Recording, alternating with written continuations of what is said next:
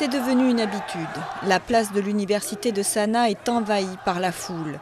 Le mouvement de contestation débuté le 27 janvier au Yémen ne faiblit pas, malgré la répression exercée par Ali Abdallah Saleh, qui a fait plus de 40 morts et des centaines de blessés. Comme en Tunisie ou en Égypte, les manifestants ne réclament qu'une chose, le départ du président au pouvoir depuis 32 ans.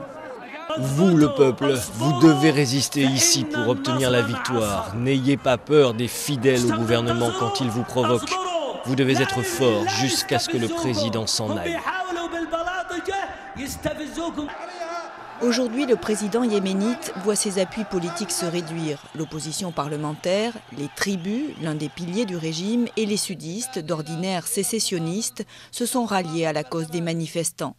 Aussi, les propositions d'ouverture, de démocratisation et de décentralisation faites par le président le 10 mars ont été rejetées. Dans ce pays, le plus pauvre de la péninsule arabique, où près de la moitié de ses habitants vit avec moins de 2 $ par jour, les manifestants n'ont, semble-t-il, plus rien à perdre. Le discours du président est une réponse tardive aux demandes faites précédemment. Mais en plus, cette réponse est dépourvue d'indications précises sur les mécanismes à mettre en place pour une transition politique en douceur et en toute sécurité, mais urgente.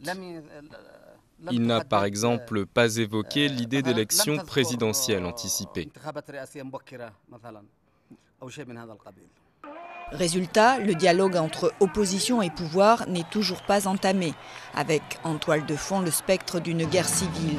Ce qui inquiète l'ONU et les États-Unis pour 2 raisons. Le Yémen pourrait réduire sa production de pétrole sur un marché déjà ébranlé par le conflit en Libye, et Washington compte sur Sanaa pour lutter contre Al-Qaïda de la péninsule arabique.